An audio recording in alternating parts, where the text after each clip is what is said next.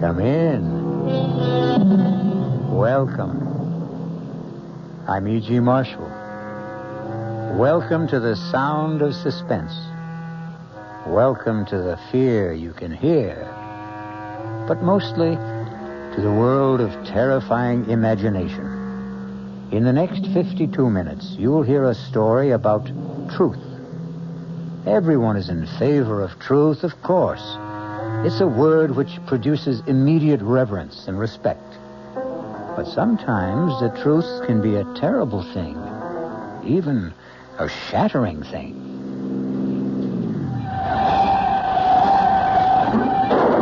Oh, my God! Mark, you hit a woman! Oh, I told you not to drive so fast! I didn't see her. I didn't see her crossing the road. Is she alive? Oh, Mark, look at the way she's lying there. Lorna, Oh, she must be Mark. dead. Lorna, you mustn't tell anyone. Please, you mustn't tell anyone.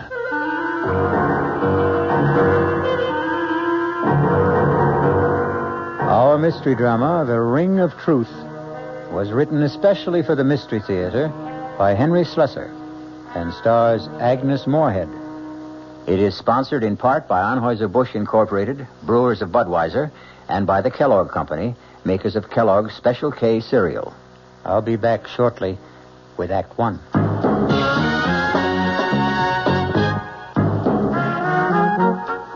Some beer drinkers have funny ideas about beer. They think beer improves with age, like wine. Well, find a brewmaster, though. You'll find a beer drinker who knows better. The Budweiser brewmaster says it all depends on how beer is aged. Just letting beer sit in lagering tanks makes it older, not necessarily better. That even goes for keeping a case around the house for a couple of months. But there is one kind of aging that's good for beer. The Budweiser kind. Beechwood aging. In this kind of aging, something happens. It lets all the flavor of the choicest hops and best barley malt that go into Budweiser get through to you.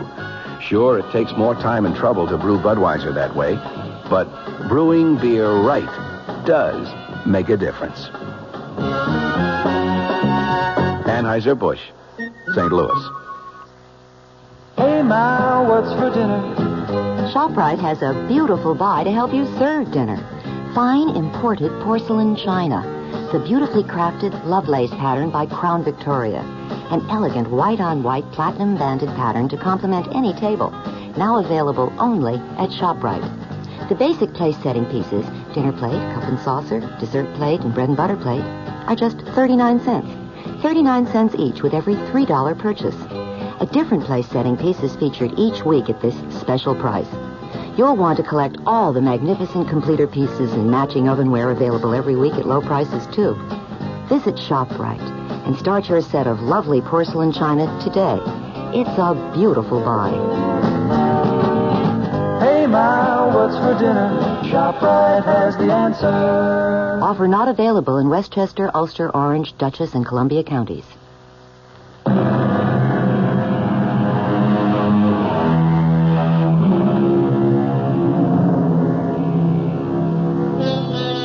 Now here's Act One of The Ring of Truth. The place, a charming college town in New England. The people you're about to meet, young Lorna Kittredge and the special man in her life, Mark Kramer. His driving speed, a comfortable 30 miles an hour. I'll tell you what I resent most about your father, Lorna. It's the fact that he deliberately keeps forgetting my name. Mark, don't be so silly. Daddy has a genuine problem about names. No, I'm sorry, darling. I just can't buy this absent-minded professor stuff. It's too corny. Corny or not, that's exactly what my father is sometimes. Absent-minded. His mind is always up in the stratosphere somewhere, communing with Socrates or Schopenhauer on the meaning of truth. You just don't like my father very much. I hardly know your father. Look, I want to get along with him, Lorna. After all, he's going to be my father-in-law, isn't he? You're almost home. What can I do to put you in a better mood? That's easy, darling. You can promise to tell him tonight. Oh, Mark. Tonight? Why not? But I told you that the Pryors are going to be at dinner tonight. Harold Pryor's Daddy's publisher. So, after they leave, you can tell him. Lorna, we've been engaged for almost 3 weeks now, and nobody knows about it except you and me. Well, isn't that enough? Not for me, it isn't. No. I'm the kind of guy who wants to shout it from the housetops. Yes, I do, too. I really do, Mark. I love you so much. All right, darling. And prove it. Tell him tonight, Lorna. Tell him you're going to marry what's-his-name.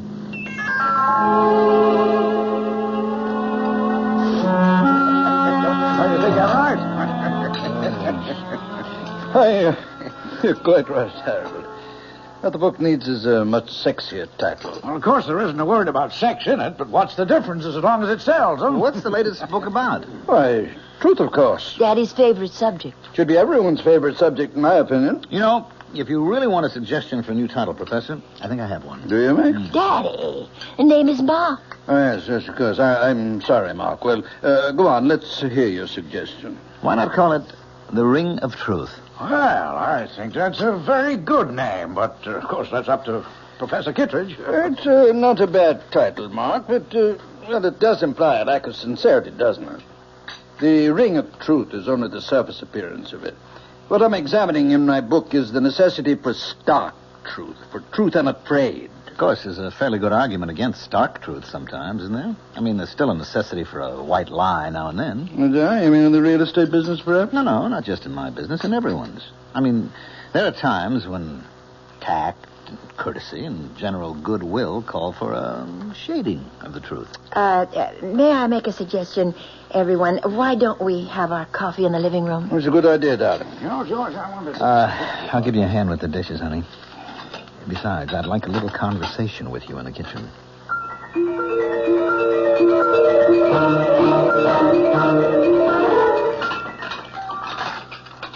All right, Mark. I know what you're going to say. Daddy was impossible tonight. Now, your father's a great scholar, man of ideals, the Albert Schweitzer of New England. I'm only a poor schnook of a real estate man, no. but I'm perfectly willing to put up with him for your sake. Put up with it. Won't be easy. A crass, materialistic guy like me marrying into all that saintliness. What can I do? I'm crazy about his daughter. You idiot.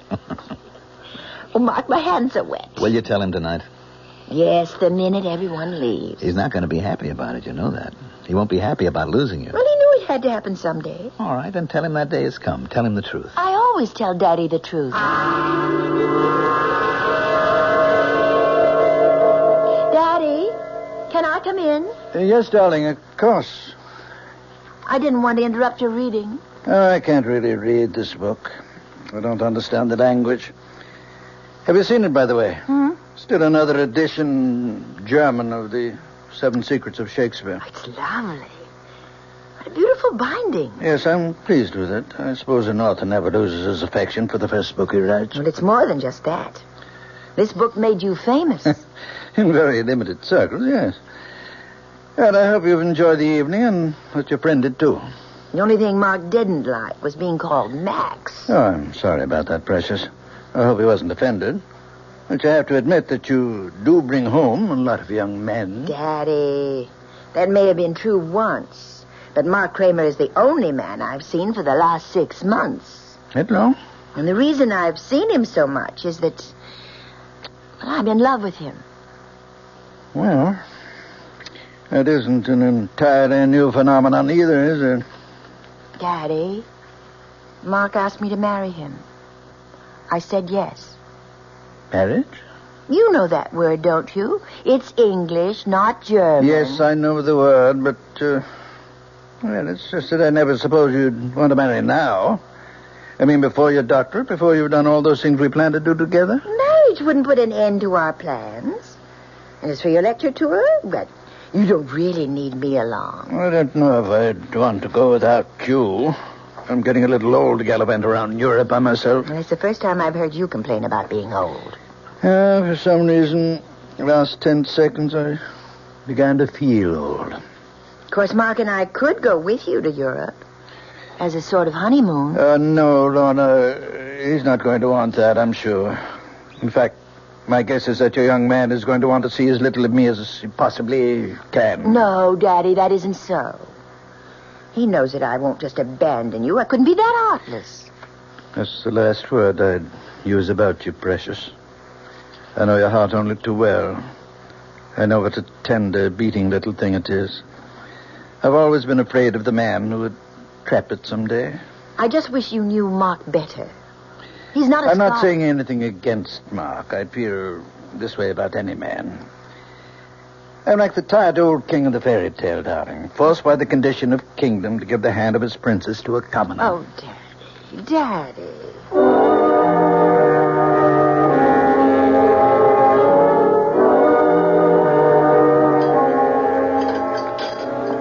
Mark, you're just being pig-headed. It won't even be 6 months. And by that time, I'll have my doctorate, and Daddy's lecture tour will be over. Oh, that's great. Just great. Waiter, where's the drink I ordered? Mark, I've never seen you have more than 2 martinis in my life. Oh, you're wrong, my love. I had one before you got here. The one coming up will be number 4. Mark, please, don't be so upset. I'm not breaking our engagement. I'm simply asking for a postponement. How long did it take to talk you into it, Lorna? Well, it was something I decided to do, Mark. All by myself. Because you realized how important it was? To get your Ph.D.? To make sure Daddy was taken care of on his lecture tour? But it is important to me. You know, you're a lucky girl to have a father like that. Now, you take my old man. Good old Charlie Kramer. Real estate. I don't think he ever heard of an ethic or an ideal in his life. Probably told a dozen lies a day, old Charlie. I guess that's why he turned out so badly. You're drinking too much. You always do when you're angry. Just another flaw in my character. Hardly noticeable in the general ruin of my personality. Please, Mark, I don't want you to be drunk to drive me home. Oh, don't worry. I won't even have that 4th drink. See what a nice guy I am? I want to make sure you get home to Daddy safe and sound.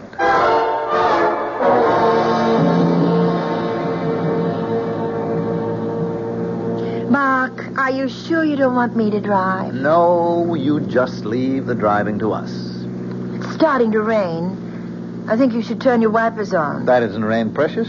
Those are tears in front of your eyes. Please, Mark. All right, all right. Do you have to drive so fast? I know there isn't any traffic, but these roads are so dark. That's what the headlights are for.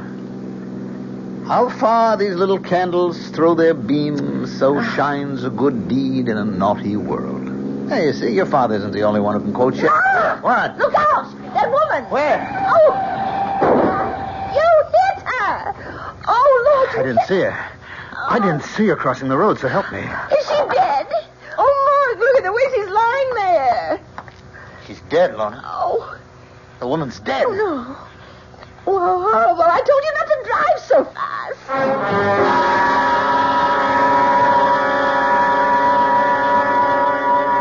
Oh, Daddy, it was so awful. And it was my fault. My fault that Mark drank so much. He really doesn't like whiskey very much, but when I told him about what we decided about postponing the wedding... I mean, what you decided, darling.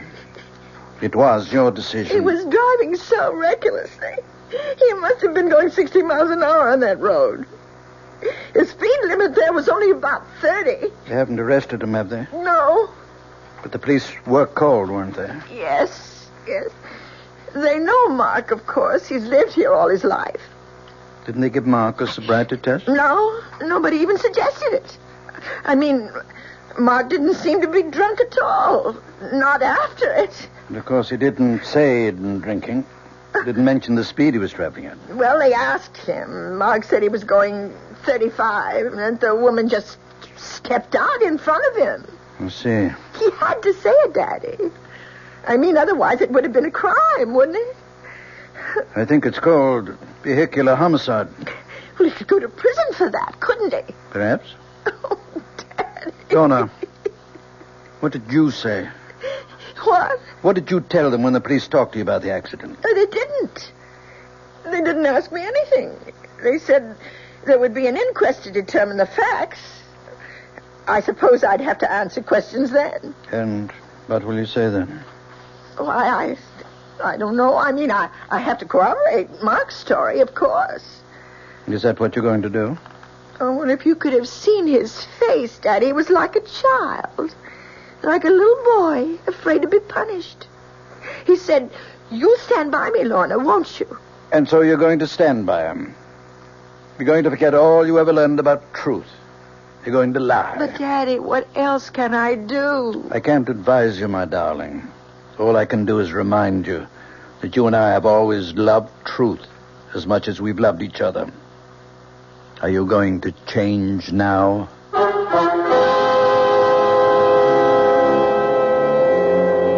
And so Lorna finds herself in the corner of a triangle. The man she loves on one side, the father she loves on the other. But the invisible corner of the triangle is that mysterious thing called truth. We'll find out what Lorna Kittredge does when I return shortly with Act 2. And now another tale of the ball and chain. At Kellogg's Special K Presents Overweight on an overnight train. Is the seat taken? Please, sit down. Thanks. You have exceptional legs. But why is one of them attached to a ball and chain? This ball and chain, it's a symbol. Funny, I would have sworn it was a ball and chain. I mean symbolic. Because carrying around a few extra pounds can be just like lugging around this ball and chain. I see. May I suggest something? Uh-huh. Try a bowl of Special K skim milk, orange juice, and coffee. It's the Special K breakfast. Will it make me lose weight? No. Oh. You must also exercise and eat smart at every meal. I see. Do you know the Special K breakfast is less than 240 calories, 99% fat-free, and delicious? No, but if you hum a few bars... And that's another tale of the ball and chain. Your happy ending could begin with the Kellogg's Special K breakfast. That's Kellogg's Special K. Good night. This is WOR New York, your Mystery Theater station.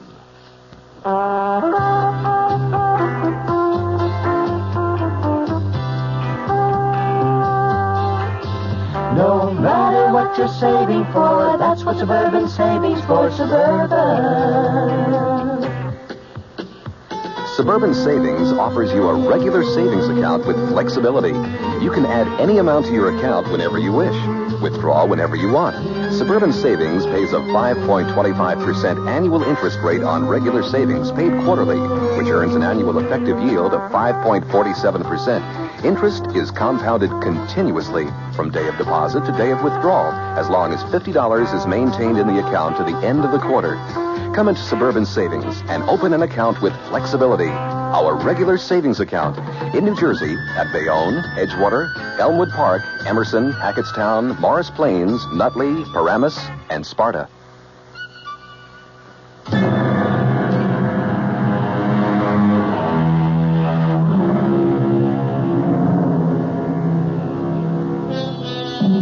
Ye shall know the truth, and the truth will set you free. Will that familiar saying work in the case of Mark Kramer? It may all depend on the outcome of the next conversation you hear in the home of Professor John Kitteridge and his daughter. Lorna, may I come in? Yes, Daddy. All dressed already? Yes. I know I don't have to leave for the county courthouse for another hour, but I was too nervous to just lie in bed. Why don't you come downstairs and have some breakfast with me? No, I couldn't. I feel too sick. Oh, poor Kitty. I haven't called you that since you were a little child. Or don't you remember me calling her that? No, not really.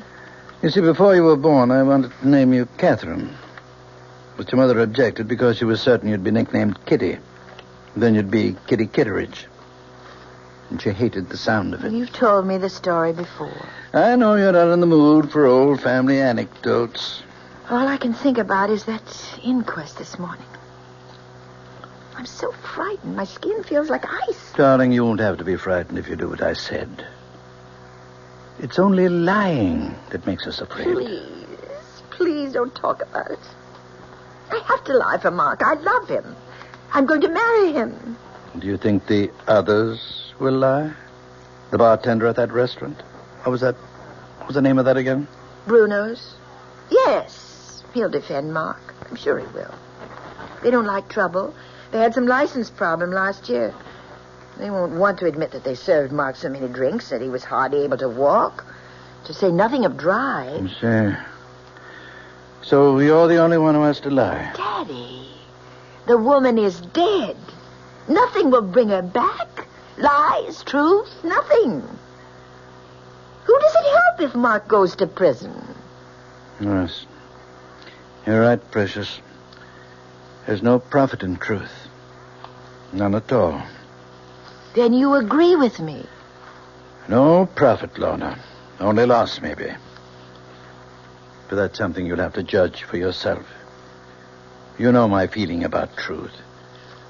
You know what I've always taught you about it. Yes. Dare to be true. Nothing can need a lie. A fault which needs it most grows too thereby. You used to like that poem. Now you're quoting it with contempt. Oh, Daddy, why can't you understand? Why do you have to be so demanding? Let me forget truth just this once. Your mind is your own, Lorna. Well, I want to do what's right. Then do what you want to do. You're an adult now, independent of me. Lie if you want to. But don't look for my approval. And above all, don't ask for my blessing. Daddy!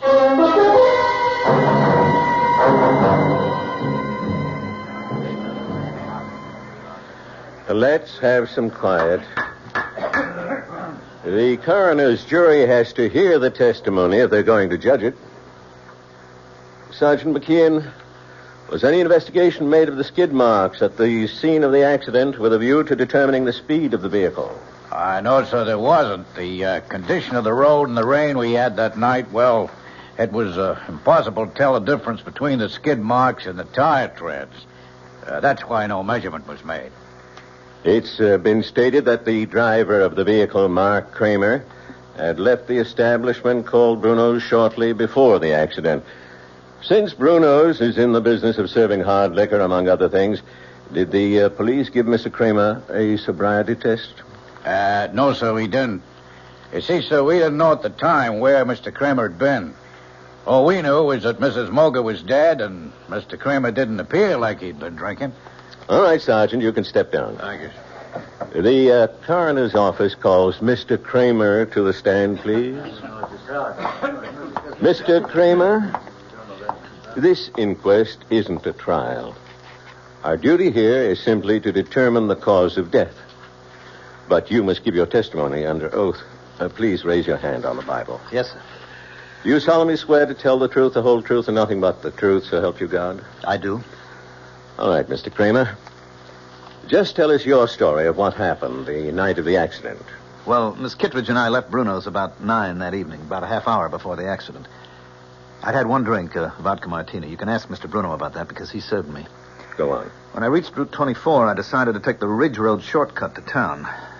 I was traveling between 30 and 35 miles an hour, I'd say, and I remember slowing down when the rain started. I had my wipers going when I came over the rise of the hill, so my windshield was clear. But I still didn't see Mrs. Moger when she stepped out into the road directly in front of the car. Were your lights on full beam? Yes, sir, they were. Why do you suppose Mrs. Moger didn't see them? I don't really know. What I think is she was almost across the road when I came over the rise, and she panicked when she realized that a car was coming. She started back in the wrong direction, and that was when she stepped in front of the car. Is that your entire testimony? Yes, sir, it is. Very well, Mr. Kramer. You can return to your seat. Will Miss Lorna Kittredge take the chair, please? Place your hand on the Bible, Miss Kittredge. Yes. Do you solemnly swear to tell the truth, the whole truth, and nothing but the truth, so help you God? Yes, I do. Please speak up, Miss Kittredge. I do. Miss Kittredge, you were with Mr. Kramer on the night of the accident. Yes. You went with him to the place called Bruno's. Yes, I did. And did you have a drink that night? Yes, I had a martini. The same as Mr. Kramer? Yes. When Mr. Kramer's car approached Mrs. Moger's driveway, did you see the lady before the automobile struck her? I'm not sure. I think I saw her for just a split second. And then the car hit her. It was all terribly unreal. Were you aware of the speed you were traveling at? Miss Kittredge. I'm not sure of the exact speed. Mr. Kramer thinks it was between 30 and 35. Do you agree with that? No. What was that? It couldn't have been that. It was more like 55 or 60. Did you say 60, Miss Kittredge? About that, yes. Lorna, for God's sake. I hope you've considered this reply, Miss Kittredge. Yes, I've considered it. We were traveling at least that. I'd been looking at the speedometer only a few minutes before. I was complaining to Mark about his speed, but he wouldn't listen to me. He wasn't in any mood to listen. He was angry, and he was drunk. Lorna! Please, everybody, quiet now. Mr. Kramer, please take your seat. It's the truth. The truth, I can't help myself. He was drinking. He had too many martinis, and he was drunk. Are you telling us he had more than one drink? He had 4. I know he did. And he drove like a madman. No matter how I tried to stop him, he never thought that woman would be on the road at that time of night. He wouldn't listen. I couldn't believe it was really happening. It was like hearing someone else say the words. Please don't cry, Kitty. I tried not to look at his face. I tried so hard not to see him, but I couldn't stop myself. How can you blame yourself for telling the simple truth? How can you think it's wrong? But don't you realize what'll happen to him, Daddy? He's going to be indicted. He may go to prison. I'm sure Mr. Kramer will hire himself a very smart attorney. Who's that? I have no idea. Oh, I can't see anyone now. I just can't. Yes, of course. You go to your room and I'll answer it. Go on, darling. Go lie down. Yes. Oh, it's you. I want to see Lorna. Mark, please listen to me. I know exactly how you're feeling at the moment. Thanks for remembering my name, Professor. That must be the very first time. I'm sure you realize that what Lorna did this morning was extremely difficult and painful for her. That it was an agonizing decision. Only who made it? Lorna's lying down right now. I suggest you try telephoning her later. I'm not leaving until I see her. I had hoped we wouldn't get violent about all this, Mark. Frankly, I don't think you're in a good position to commit any other rash actions. Daddy, it's all right. Lorna, I thought you were in your room. I'll talk to Mark. Very well. But don't ask me to leave, because I won't. You don't have to leave, Professor. I'd like you to know this, too. Know what? What the town gossips are saying. Lorna, they're saying that we had some kind of fight. A lover's quarrel, and that you wanted to get back at me. Oh, you know that's not so. Yes, I know it. But the other explanation makes even less sense. That you just had to tell the truth. Well, it wasn't easy for me. Lies would have been easier. One small lie, Lorna. That was all you had to say.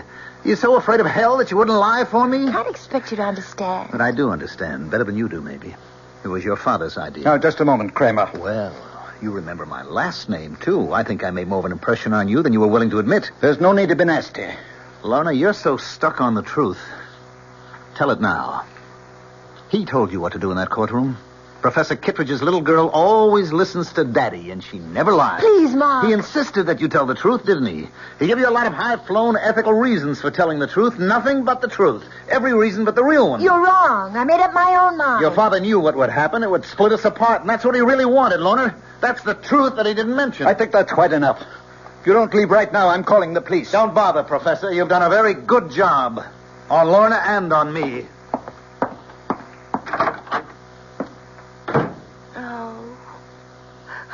Oh, Daddy. Daddy. Kitty, don't.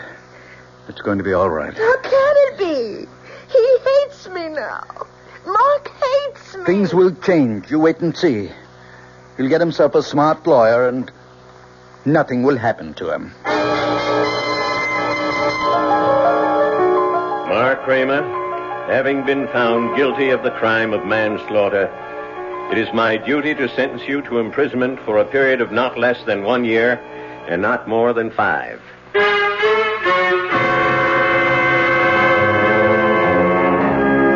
And so the truth has not set Mark Kramer free.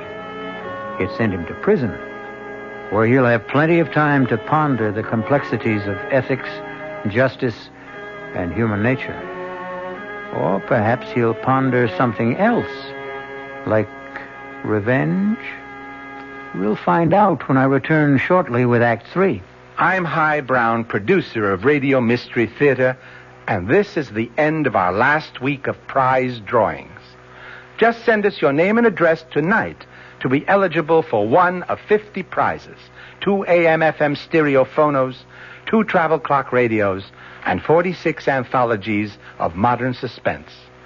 We've been most gratified by the program comments so far. So, if you have a chance to write, we hope you will. And let us know a bit about you, who you are, what you do, how old you are. But your name and address are enough. To Mystery Theater, Box 50, Radio City Station, New York, 10019. That's Box 50, Radio City Station, New York, 10019. Entries must be postmarked no later than tonight, the 26th. Offer good everywhere unless locally prohibited. This is WOR New York, your station for the Mystery Theater. An invitation. This is Peter Roberts. Join us Sunday morning, 8:15 to 10 here on WOR for Rambling with Roberts. 2 hours of music, specially selected for Sunday morning listening pleasure, along with bits of weather information, news headlines, bits of trivia such as the fact that a man from Onowa, Iowa, received a patent for what he called Eskimo pie, which was ice cream coated with chocolate. It all happened in 1922. It may not seem like very much in the way of history, but it does take place, these little bits of trivia and information, on Rambling with Roberts. So, of a Sunday morning, make a note. 8:15 to 10, right here at 710 on your dial, come Rambling with Roberts. You don't have to give us an RSVP. Just be on hand. Thank you.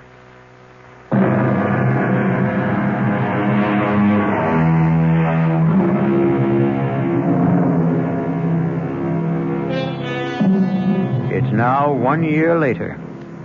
Sad to say, Mark Kramer is still wearing prison gray.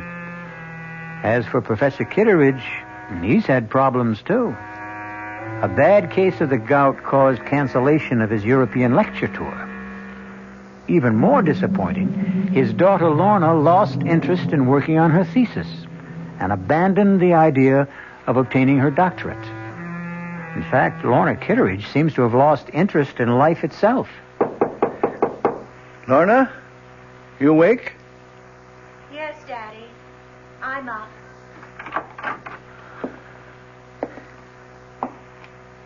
Darling, it's almost noon. It's not like you to be in bed so late. I just didn't feel like getting up. Did you sleep badly again last night? Last night, the night before that. Oh, Lorna. If you don't see Dr. Isaacs voluntarily, I may have to drag you to his office. You know there's nothing wrong with me. What's all this paper for? All those little crumpled balls. Can't you guess? Oh, Lorna, no. You haven't been writing Mark again? I keep thinking that I might hit on exactly the right words. The magic formula that would make him answer one letter. Just one letter. You know that's not possible, darling. Face it, the man is filled with bitterness. He blames you for something he did to himself. Probably never reads any of the letters I send him. Probably sees my handwriting and tears them up immediately. It would be so much better if you forgot him, Lorna. Do you know that I even thought of sending him a disguise letter? Making it look like some important document that he would have to read? Isn't that ridiculous? What's ridiculous is the way you've tortured yourself over that man for so many months. Who's tortured who, Daddy? Which one of us is really guilty? Oh, Kitty. Stop calling me that name. My name is Lorna. Can't you remember my name? Darling, you're just not yourself. Oh, is that why you can't remember me? Because I'm somebody else? Well, you may be right, Daddy. Every morning I look in the mirror and I can't recognize the woman I see. Lorna, you're just not giving yourself a chance to forget. You'd start getting out into the world, start meeting new people. You become a hermit. I thought you liked having me here, Daddy. I thought you couldn't live without my company. I honestly believe you need medical attention. If not from Dr. Isaacs, then from somebody else. You mean a psychiatrist, I suppose? No, darling, no. Just someone who can help you get over this distorted guilt that you feel. The only one who can do that is Mark. And he won't see me or write me or anything. Lorna. Oh, please go away. Please. I'm going to try to sleep. It's the only time I'm happy. When I'm asleep. All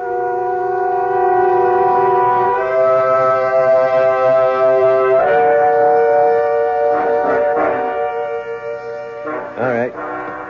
Step right over here, Kramer. Anything you say, guard. Remember, visiting time is limited to 15 minutes. Look, I don't want the 15 minutes. They're being forced on me. Sit down and behave yourself. Yes, sir. Anything you say, sir. Well, no, Mark. Make it fast, Professor. I've got important matters to take care of back in the shop. I'm making a very special license plate. Mark, I know you resent the fact that I've forced this encounter. Took some doing, believe me. Uh-huh. Why did you go to all the trouble? Because it's a matter of health. Lorna's health. She's pining away for me, is that it? Well, tell her to stop, Professor. My nights are filled with sweet dreams, and she is in none of them. You tell her that for me. I want you to see her, Mark. Oh, I wouldn't force that issue, Professor. I don't have anything nice to say to your daughter. You misunderstood Lorna. Couldn't expect you to applaud what she did in court. But if you really thought about the ideals that motivated her... Whose ideals? Yours or hers? Do I have to separate them? Yes. But you can't, Professor. Because she's your monster. You've got her all twisted up between her ethics and her instincts. I suppose you're proud of the result, but it's a fake. There's nothing fake about her principles. She doesn't have principles. All she has is you. Her shining example. She wants you to love and admire her, so she does what you expect. That's why Daddy's little girl always tells the truth. She does tell the truth. Always. And her father? I abominate lies. You won't even lie to yourself. Then tell me this. Weren't you happy when Lorna and I broke up? Didn't it save your happy home? I can see that coming here was a mistake. You're a hypocrite, Professor.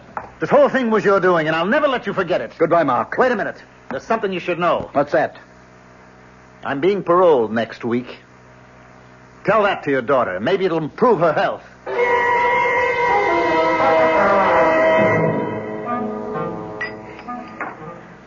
Of course I'm pleased, Harold. It's just that I'd much rather see a new book of mine published than a new edition of an old book. Well, you can't argue with success. People never seem to tire of the 7 Secrets of Shakespeare. I suppose I shouldn't complain. It does buy the groceries. Just cash the royalty checks and be happy. Now, tell me how Lorna's doing. Feeling any better? Oh, still a bit run down, I guess. Well, that's too bad. I suppose you know that young man, Kramer, that he's out of prison. For about 2 months now, I gather. He, hasn't been in touch with Lorna? No, and I don't think he will be. Funny thing is, he's been in touch with us. With you? What's that before? Well, actually, it seems he went to Merritt Bob's first. My first publishers? Yes, talked to everyone who would talk to him. Then he approached members of my own staff. He even tried to get an appointment with me, but I put him off. What do you suppose he wants? He's an embittered young man, you know. And I spoke to George Merritt. He didn't know about Lorna and this fella Kramer. He thought Kramer was an article writer looking for biographical material. George said that he seemed to know an awful lot about you already. I don't much like the idea of someone like that snooping into my life. Why do you suppose he's doing it? Hard to say. Rancor, I suppose. Hopes he can find something unpleasant in my past.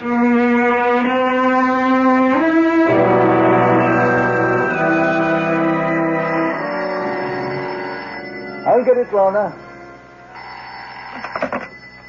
Hello? Professor Kittredge? Yes? Mark Kramer, Professor. Oh. Yes, I was just speaking about you the other day with my publisher. I'd like to see you, Professor, this evening, if that's possible. See me? Or Lorna? No, just you. If Lorna wants to be there, that's her business. Something tells me she'd rather stay away. Can you give me some idea of why you want to see me? You might say it's a business matter. Who is it, Daddy? What time would be good for you, Professor? Make it about 9. I'll make it exactly 9. Daddy, you look so strange. Who was that on the phone? It was Mark Kramer, Lorna. Mark? He's asked me to see him at 9 tonight. I have no idea what he wants to say, but whatever it is, I'm sure it won't be anything pleasant. I'd rather not be here. I didn't think you would. Mark blames me for what happened in court, not you. He refuses to admit that it was your own love of truth. My love of truth? Daddy, you never understood me yourself. How could you explain me to someone else? I didn't love truth. I loved Mark. You did what you had to do. What your conscience told you to do. My conscience? Is that what I was satisfying? That small little voice inside me? It can be a loud voice, darling. A very compelling But voice. I still hear it. It's still talking to me. And you know what it's saying? You fool. You fool, you fool. Lorna. I think I'll go out now, Daddy. Right now.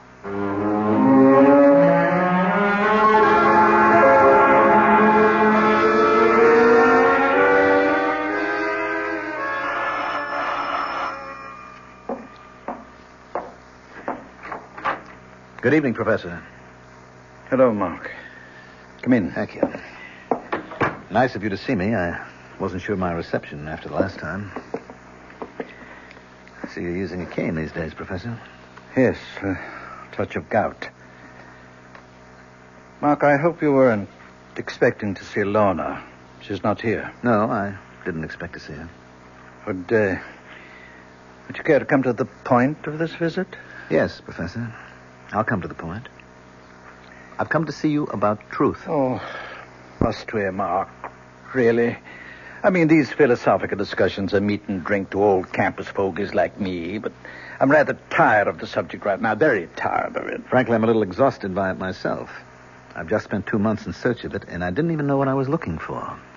You've been digging up things about me, haven't you? I hope you enjoyed yourself. No, I didn't. You see, I made the mistake of talking to your enemies. The publishers you dropped, the friends you no longer see, the scholars you had disputes with. What did you get out of that? Nothing. Your enemies didn't have the truth about you, Professor. Only your friends did. Like Avery Hayes. Avery Hayes? Oh, I'm glad to see you remember the name. Strange how few people do. Even though you dedicated your 4th, or was it your 5th book to him? George Merritt knew him, of course. Mr. Merritt called you Avery's benefactor. Said that Hayes was an alcoholic that you took care of for many years. He was my friend. Yes, he was a good friend, and you were good to him. That was one chapter of your past that you had every reason to be proud of, wasn't it? Avery's been dead for 10 years. What did you want from him? Nothing, Professor. I just thought a man like that deserved a little recognition, if only for his past association with you. So I talked to people who knew him, his old pals, his family. He still has a brother alive, you know, a crotchety old fellow in the terminal ward at the county hospital. His name's Ezra.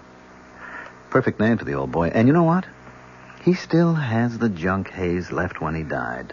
That pitiful collection of books and papers. You don't expect me to believe that? About Avery's papers? Avery never kept anything, not a thing. He was a foolish, drunken old... He was also brilliant, wasn't he? Went to the university on a scholarship.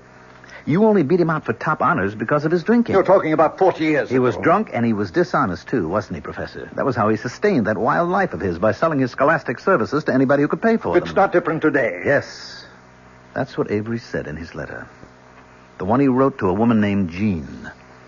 I didn't know who Jean was or why Avery never mailed the letter, but there it was. Avery said he was cleaning up $100, $200 a month and would surely be able to pay back all he owed before the end of the semester. And then he mentioned the thesis. The big job he was doing, that he expected $300 for that job alone. You know which thesis I mean, Professor? Please go. Get out of here. I've had enough of this lying filth. The 7 Secrets of Shakespeare. Sounds like a mystery story, doesn't it? But it was quite a piece of work. And it became more than just a college thesis. It became a world-famous book. It made your reputation, Professor. You're a liar. A liar. You know nothing about it. You paid Avery for his work and put your name on it. You might have done as well yourself, but you were young and lazy, and you had the money to pay for it. Then you discovered how good it really was, and it was too late for both of you to change the course of history. Get out of this house now. Get out. I'm going, Professor. I just wanted you to hear this little story about truth. And also to tell you that I have Avery Hayes' letter. What did you say? I have his letter, Professor. It tells the whole story. Good night. Mark! You told me to go, and I'm going. You filthy animal! No! Get rich! Kill you, monster! I'll kill you! Kill you, you animal! Daddy! Kill you! Daddy! Like a wild beast! Oh, my God! What have you done? Lorna! Daddy! Lorna! Oh, thank heaven you're here. Oh, Thank heaven.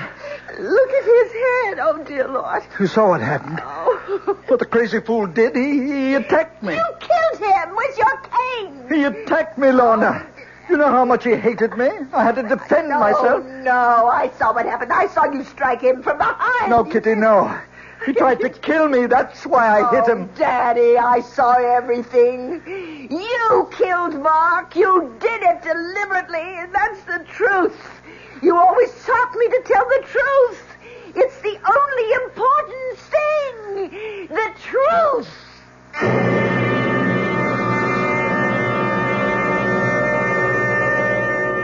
Oliver Wendell Holmes Jr. said, "All I mean by truth is the road I can't help traveling." Well, Professor Kitteridge traveled his road, and despite his good intentions, it turned out to be the road to hell. I'll be back shortly. Hello, this is Joe Franklin. Ladies and gentlemen and boys and girls, for the very latest in nostalgia, for the ultimate in remembering, please join with me on Saturday nights from 9:05 to 11 o'clock, where memories are truly happening right here over WOR Radio. It is my privilege to present radio's original Memory Lane program, but positively the original. And whether it's Al Jolson or Benny Goodman or Louis Armstrong or Eddie Cantor or Harry James or the Dorseys, Mario Lanza, Gene Krupa, the young Frank Sinatra, George M. Cohan, Bing Crosby, Bogart, Lombard, Cagney, and all those happy times of radio's comedy and drama and soap opera. We have it fascinatingly, and all the sounds are reproduced crystal clear Saturday nights from 9:05 till 11 over WOR Radio. Yours truly, Joe Franklin, hosting Memory Lane. Tune in.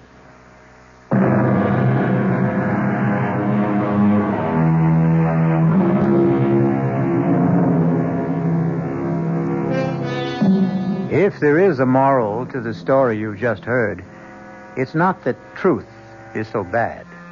But Samuel Butler said, truth should not be absolutely lost sight of, but it should not be talked about.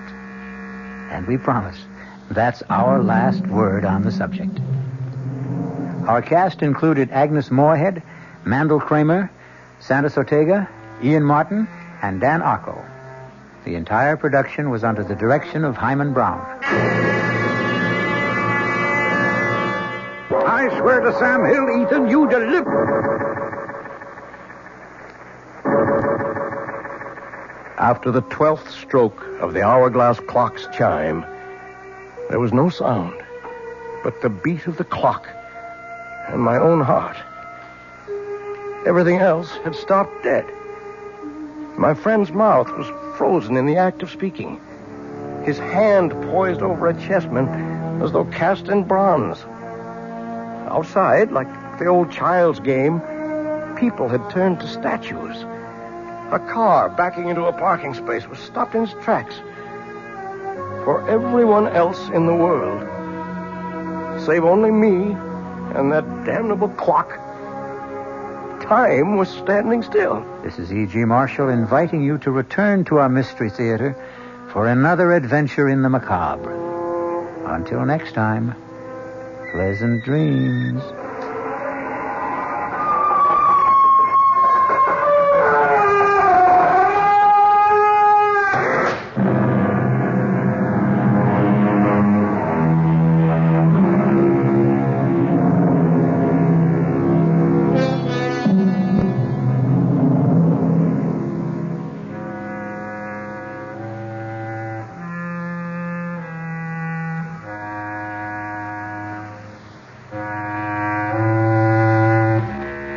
WOR Mystery Theater was brought to you by ShopRite Supermarkets, where you get a lot more for a little less, and by Suburban Savings, with offices throughout North Jersey. The preceding Mystery Theater program was furnished by the CBS Radio Network. The late news is next at 9, followed by Joe Franklin and Memory Lane here on WOR New York, an RKO General station. Good evening, news at 9 from the WOR newsroom. This is Bill Maher reporting. The fast-paced Secretary of State is in New York for the weekend. He'll be meeting tomorrow with UN Secretary General Kurt Waldheim to fill him in on the diplomatic goings-on that brought about a settlement between Israel and Egypt. Just what the Secretary's plans for today and this evening are, nobody's saying. One of the Secretary's favorite companions, Nancy McGinnis, lives in New York, but all aides will say about Kissinger's plans is he has personal business. President Nixon can be impeached for abuses of political power, even though he may not have violated criminal law. This, according to a study just released by the New York Bar Association. The U.S. Constitution says the president can be impeached for, quote, high crimes and misdemeanors. According to the Bar Association's report, this phrase comes from English law and refers to acts which undermine the integrity of the government, as well as purely criminal acts. Among those activities designated by the report as impeachable were corruption or flagrant abuse of power, acts which undermine the public trust, and acts performed by presidential appointees that constitute high crimes and misdemeanors if unchecked by the president. The upcoming trial of two former cabinet members has prompted the Senate Watergate Committee to postpone its public hearing scheduled to begin Tuesday. Committee Chairman Sam Ervin says the panel is putting off the hearings to avoid possibly prejudicing the trial of former Attorney General John Mitchell and former Commerce Secretary Maurice Stans. No new date for the hearing has been set. A spokesman for the Capitol Hill leadership has said the Democrats in Congress will cooperate with President Nixon in meeting the energy crisis. But, said California Democrat John McFaul, the White House must reciprocate. McFaul spoke on national radio in response to President Nixon's energy address last week. The congressman said the first positive step the administration could take is to withdraw its opposition to a provision of the Emergency Energy Act attacking excessive oil company profits. The captain of that Bulgarian fishing vessel seized off the New Jersey shore today for allegedly fishing within the 12-mile U.S. coastal limit has denied his trawler trespassed. The captain, Peter Todorov-Donchev, said in New York, where he was brought by the Coast Guard, that his vessel was 13.5 miles out to sea when his ship was overtaken by the Coast Guard cutter Unimak. Turkish officials still are seeking an explanation for a jetliner crash which claimed the lives of at least 62 persons this morning. The plane went down shortly after takeoff from Izmir, causing what authorities call the worst air disaster in Turkey's history. The U.S. Embassy in Ankara says two of those killed were identified as New Jersey residents, Dr. and Mrs. Horace Gerard of 41 Knox Road in Tenafly. Well, 51% of the population is female, and Governor Brendan Byrne isn't taking chances with their votes. The New Jersey governor has spoken before the state's first meeting of female public servants, and he promised to give serious consideration to the problems facing women. Byrne asked the group assembled in Princeton for help in recruiting qualified women for jobs in state government. The governor said he has tried to appoint a woman as state education commissioner, but said he received virtually no applications from females. The weather for New York City and vicinity, mild with occasional rain tonight and again tomorrow. Low tonight in the low 40s, high Sunday in the mid-50s, mostly cloudy Sunday night and Monday with a chance of showers Sunday night, and the low Sunday night in the low 40s. At the moment, in cloudy Midtown Manhattan with some very light rain falling, the temperature at 44 degrees, humidity 86%, wind southeast at 4 miles per hour, the barometer 30.21 and falling. That's the news at 9. Bill Maher in the WOR newsroom.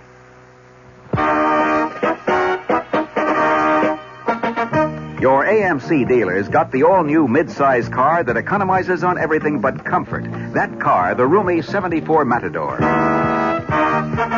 And another important advantage. Our 74 Matador comes with an economical 6-cylinder engine as standard equipment. And consider this. Matador is the only new mid-size car backed by all the benefits of the exclusive AMC Buyer Protection Plan, which means that under normal usage and accepting tires, if anything AMC did goes wrong with your new 74 Matador in the first 12 months or 12,000 miles, we'll fix or replace it free.